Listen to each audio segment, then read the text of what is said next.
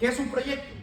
Pues tengo una idea, una necesidad, algo que voy a satisfacer, que tiene una planeación, hay un modelo de transacción, yo decido con quién firmo contratos, qué contratos hago, cuántas interfaces, puede ser un solo contrato, pueden ser varios contratos, pero tengo un proyecto que va a tener en su desarrollo eventos favorables, eventos adversos que van a modificar los objetivos y los pueden modificar a favor o en contra.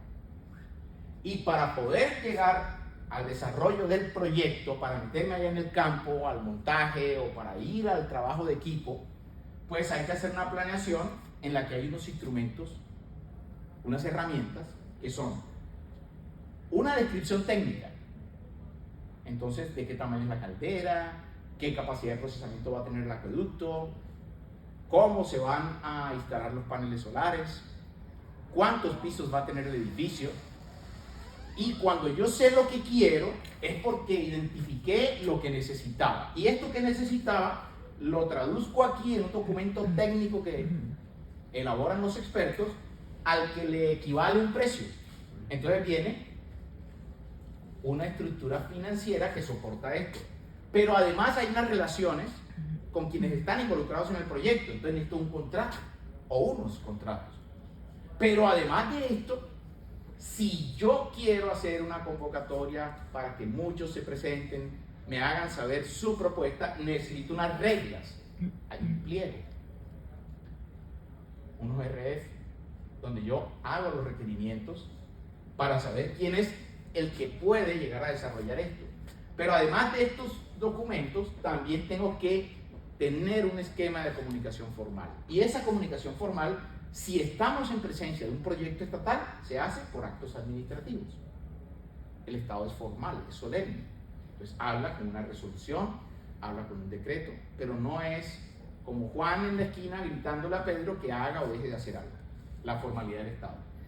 Y, por supuesto, que si estamos en una empresa que tiene un nivel de complejidad y de formalidad, pues serán circulares o su política en general la que lo es.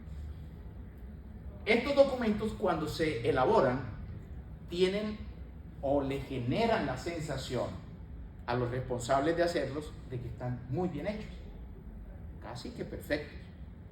Y esa idea no es cierta. Estos documentos son imperfectos.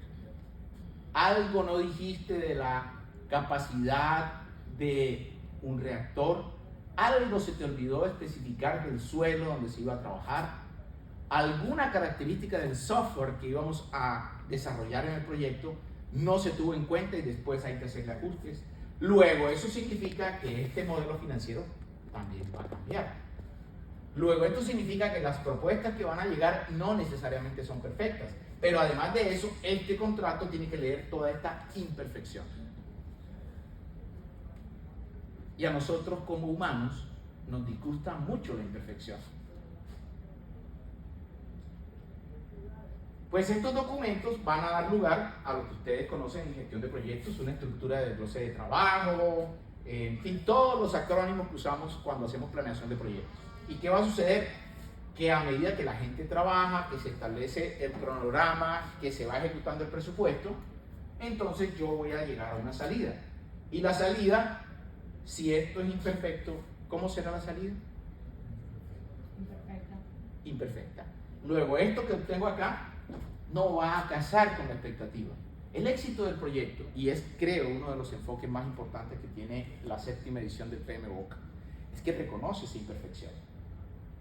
O sea, ¿por qué le vamos a dar una atribución de perfecto a algo que no puede serlo? Entonces, qué interesante sería empezar a explicarnos qué es lo que hace que esta entrega final de valor no coincida plenamente con lo que está acá, sin que necesariamente eso signifique que el proyecto haya fracasado. Simplemente, digamos, es diferente. Entonces, esa salida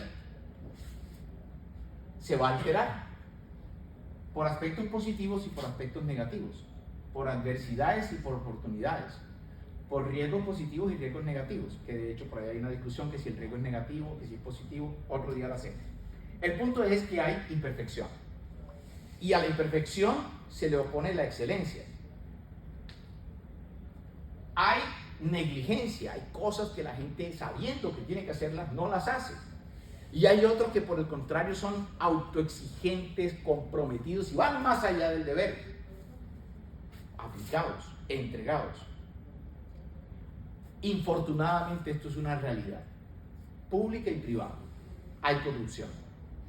Y cuando los equipos son sólidos y tienen principios, pues la honradez se le opone a la corrupción y el que tenga una intención corrupta seguramente no va a tenerla tan fácil. Pero eso existe y hay que reconocer que existe. Hay incompetencia, hay habilidad y conocimiento. Empiecen a darle vueltas a cómo estas variables empiezan a manejar todo lo que tenemos acá. Y no olviden que estamos sobre un telón de fondo que se llama el atractor extraño. Hay azar, hay cosas que pasan que nadie podía ver. En el mundo del contrato, eso se conoce como la teoría de la imprevisión, porque los abogados saben muy bien que los contratos no son perfectos ante la realidad y que cuando algo cambie y el contrato no tenga el instrumento para poder hacer el cambio, pues habrá que reconocer algo que se le modifique al proyecto. Esas realidades vienen de acá. Entonces, ¿qué va a suceder? Que estas modificaciones, qué interesante sería que yo pudiera verlas desde el principio. ¿Y con qué las miro desde el principio? Con algo que se llama el análisis del riesgo. ¿Y qué es el análisis del riesgo? No es un inventario de calamidades, no es la imaginación encontrando qué hay, es una función de tiempo, de presupuesto, de dinero y de calidad. ¿Cuántas variables estudió Edward Lorenz? 3. Entonces, qué interesante que yo pudiera traer ese concepto y empezar a mirar a través de ecuaciones diferenciales lo que podría pasar con estos 3. Y cuando se hace de esa manera, sé que me pediste la palabra para una pregunta, te propongo, termino la presentación y enseguida la abordamos, no la olvides. ¿Qué hay acá entonces? Un análisis de riesgo, pero no se dejen llevar de la palabra riesgo, porque no estamos hablando de la palabra riesgo en el contexto vulgar, común y corriente con el que uno la utiliza en la calle. Realmente de lo que estamos hablando es de incertidumbre. Realmente de lo que estamos hablando es de volatilidad. Las variables se mueven en intervalos más grandes o más pequeños de lo que yo creía. Y cuando se mueven por fuera del intervalo, ocurren cosas como las que le pasó a Edward Lorenz. Se movió por fuera del intervalo y le cambió todo. Esto que está aquí, si yo lo hago en un principio, antes de hacer público todo esto, la imperfección se me reduce. Porque todavía no he firmado un contrato, todavía no he publicado un pliego, estoy elaborando presupuestos, no está abierto y las características técnicas del proyecto están en revisión. Todos sabemos que hay diseños fase 1, fase 2, fase 3. Pero aún en fase 3 hay diseños mejorables y puedo aplicar los conceptos de ingeniería de valor, estando ya en fase 3. Entonces esto puede cambiar, pero qué interesante es que yo pudiera hacer ese cambio antes de que esto esté abierto. Entonces el análisis de riesgos no es otra cosa que la validación, el estudio de las incertidumbres que hay acá. Si hay componentes importados, ¿qué va a significar en las finanzas que la TRM cambie? Si parte de lo que estoy adquiriendo es un plan de compras que lleva 4 años, que es el periodo de ejecución del proyecto, pues ¿qué va a pasar con la economía? El índice de precios, la disponibilidad de productos. Y eso va a ir haciendo que cambien estas variables. Pero además de eso, una cláusula que estaba aquí que preveía aplicar una multa, de pronto quedó muy rígida y el contratista que está ejecutando el proyecto dice, me sale más barato incumplir que pagar esa multa. Entonces hay una cantidad de variables que se pueden empezar a mover Y cuando uno hace esos estudios, que es lo que ocurre con grandes proyectos, adivinen qué aparece.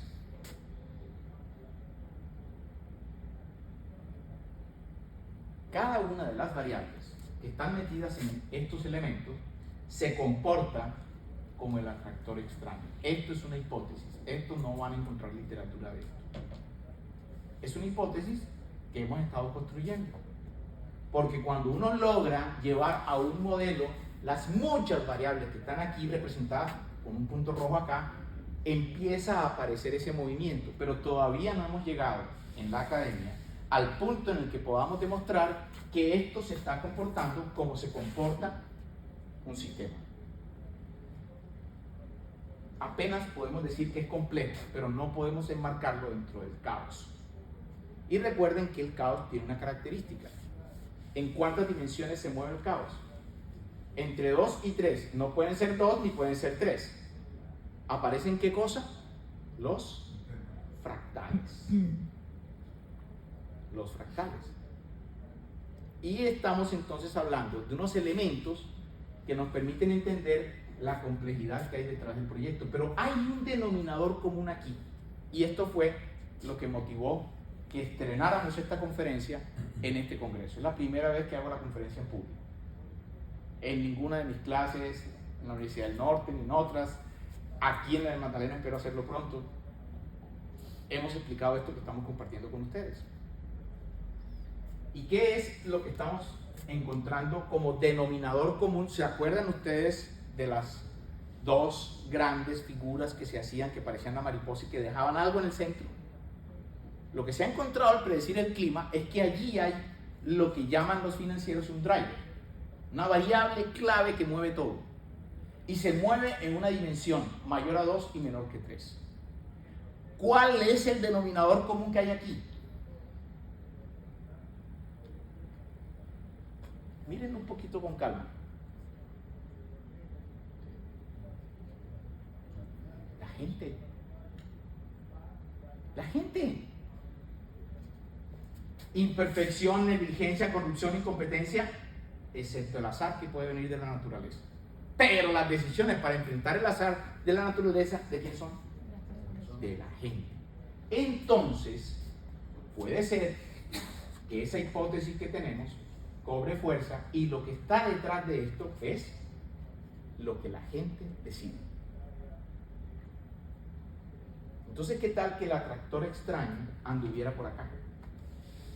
No tanto en la TRM, no tanto en la presión de trabajo de una tubería, no tanto en el entregable que saca un producto o en la capacidad de procesamiento de un software, sino que viniera de la gente.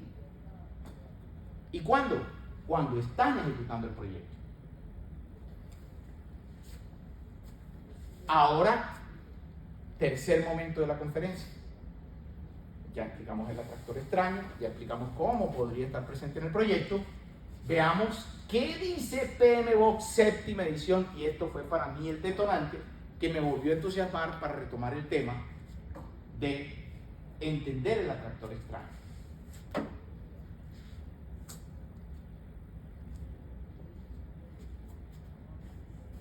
Dentro de los principios del PMBOK hay uno que se llama apoyo y servicio. ¿Quién brinda apoyo y servicio?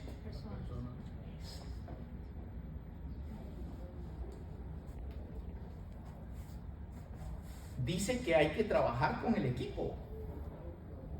Es el segundo principio. Eso es gente. Que hay que hacer una matriz de interesados.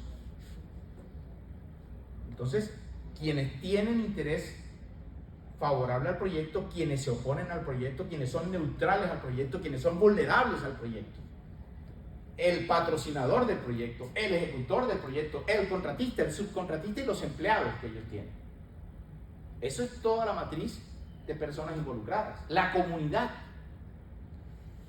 donde se ejecuta el proyecto, que no esté recibiendo algo directamente, pero el mero hecho de que el proyecto esté en su zona, en su barrio o en su pueblo, ya los convierte en parte involucrada. pues hay que llegar al valor. No me voy a quedar allí porque allí no veo gente, pero habla del pensamiento sistémico. Y aquí les voy a hacer un paréntesis, lo vamos a retomar dentro de un momento. Pensamiento sistémico. Recuerden que a nosotros nos encanta, como seres humanos, las cosas simples y sencillas, porque las procesamos mejor. Y si las procesamos mejor, nos sentimos seguros. Y si nos sentimos seguros, garantizamos la supervivencia. Entonces, podemos tener unas emociones tranquilas, controladas, cuando nos sentimos seguros. Pero cuando a mí se me complica el entorno, lo que voy a sentir es una amenaza a la supervivencia que va a activar emociones negativas que me van a llevar a que el entorno se me mueva. ¿Quién ejerce el liderazgo? Las personas. Hay que hacer todo a la medida, el proyecto tiene sus propias especificaciones, entregar calidad. La complejidad. Quienes están familiarizados con una persona que seguramente todos los que estamos en este mundo de los proyectos seguimos mucho, que es Ricardo Vargas. Y si no lo han visto, aquí les dejo el link para que lo sigan el video de Ricardo. Ricardo aquí no tiene una mariposa, tiene creo que tiene una imagen de un barco. Yo la reemplacé. Es el único cambio en su gráfica, porque esta gráfica es de él, por una mariposa. Porque en la hipótesis que estoy manejando, creo que detrás de todo esto hay un atractor extraño, teoría del caos y complejidad. La complejidad ya está reconocida, porque la séptima edición me la trajo. Está dentro de uno de los dominios, VUCA. Hay que entregar a tiempo, hay que medir el riesgo y hay que adaptarse y ser resiliente. ¿Quién puede adaptarse y ser resiliente? ¿El compresor? ¿La grúa? Las personas. Y estar atentos al cambio.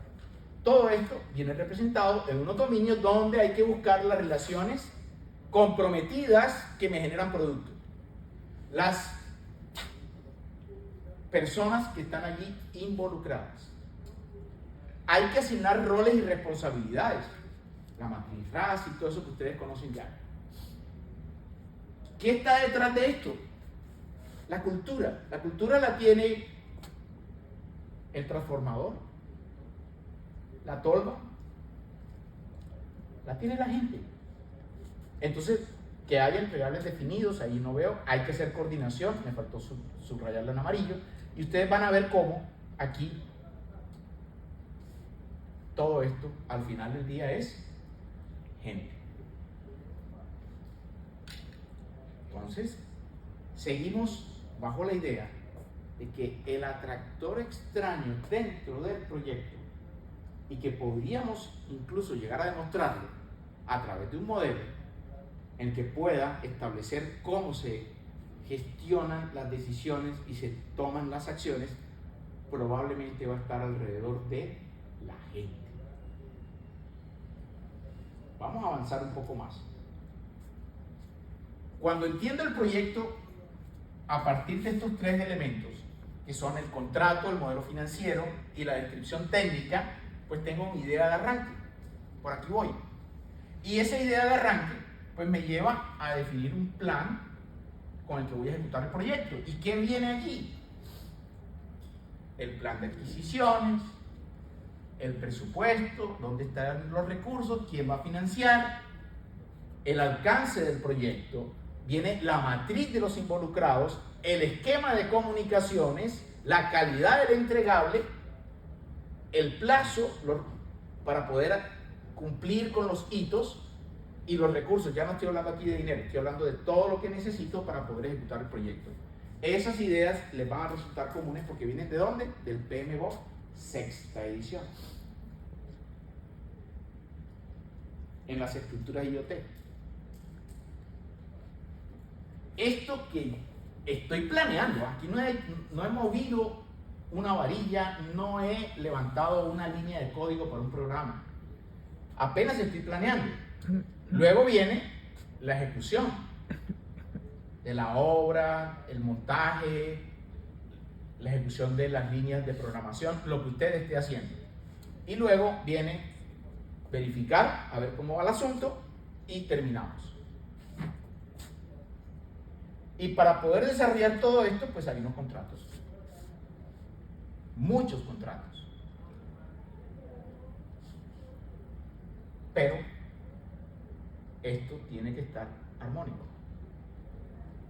Y usted puede tener el plan perfecto, pero por allá un loco invade a otro país y se arma un problema de oferta y demanda. Entonces hay variaciones. Luego, esto que estamos mirando aquí no es una línea. El pensamiento lineal no me va a permitir entender el proyecto, porque el proyecto está inmerso en un ambiente de volatilidad, de incertidumbre, de complejidad y de ambigüedades. Luego, el proyecto no se comporta de esa manera. ¿Cómo se comporta el proyecto realmente? Se va a comportar como un sistema. Quiero que miren un segundo esta descripción y la evalúen.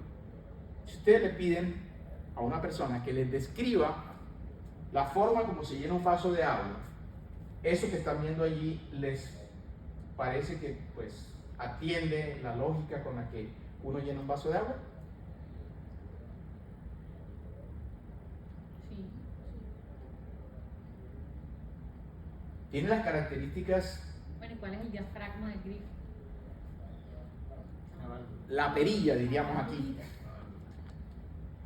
Pero esto tiene unas características, y es que son sumamente seductoras para el cerebro. Porque es sencillo, es secuencial, Lógico. y aparentemente lógico. ¿Cómo es la realidad? Después mete el vaso y lo mete así, no así. Exactamente. Como lo estás diciendo, con toda la... Efectivamente, la realidad es que uno no procede en forma lineal. Uno procede en un ciclo de decisiones en las que va validando cómo va el vaso, se va llenando, abro, a ver, listo, como que sí. Voy graduando, voy mirando, monitoreo, estoy atento al entorno, que va pasando, que no se me vaya a distraer nada. Valido si está cumpliéndose el requisito, y cuando se cumple el requisito, entonces retiro el vaso. Esto se llama una propiedad emergente. ¿De dónde viene la emergencia? Emergencia no en el sentido de la ambulancia, por supuesto, sino emergencia por el surgimiento de una condición. ¿Cuál es la condición que está surgiendo? La de un vaso de agua. Entonces, esta emergencia es el resultado final de un sistema complejo. Si esto es un vaso de agua, ahora llévelo a la instalación de una nueva planta, a la construcción de un edificio, al montaje de una hidroeléctrica, a la reparación de un vehículo. La realidad es que el mundo es complejo. Entonces, ¿cómo se desarrolla el proyecto? El proyecto no se desarrolla en forma lineal y secuencial. Se desarrolla realmente en presencia del azar, que ya sabemos que eso existe, y que las cosas cambian, y que lo que usted pensó no va a ocurrir, realmente se desarrolla así. Usted tiene deltas, saludos del profe de cálculo, porque su presupuesto va a cambiar. El mercado a donde usted va a comprar los insumos, a donde va a contratar la gente, la actitud de las personas alrededor del proyecto, la forma como se comunica, todo eso cambia. Y como cambia, usted debe adaptarse. Y en ese proceso, el proyecto va sufriendo unos cambios que vienen del entorno, y la armonía del proyecto surge cuando esos cambios pueden ser gestionados. Y luego de que sean gestionados, todo lo que pueda cambiar en la economía, en el ambiente jurídico, en las normas, en las características del clima, en todo lo que va pasando, En las personas. nos estamos entendiendo. Efectivamente hay un punto en el que ya logré salir del ciclo, y lo que hace que esto se mueva es la gente. Eso es lo que me lleva a que haya un resultado. Entonces, ¿qué hay acá? Un manejo que debe ser monitoreado en un ambiente de complejidad, de ambigüedad, de volatilidad, Pero todo eso se puede expresar en una ecuación diferencial. ¿Qué es la volatilidad? Es el rango de la variable. Si la variable se mueve en un rango cerradito, pues tengo poca volatilidad. Si la variable se me mueve en un rango amplio, tengo mucha volatilidad. Y por las explicaciones iniciales de la experiencia de Edward Lorenz, todos sabemos que la diferencia puede ser pequeña al principio, pero que en la vida del sistema esa diferencia termina ampliándose. Luego, mentalmente, algo que me puede ayudar a explicar esa combinación de volatilidad, ambigüedad, complejidad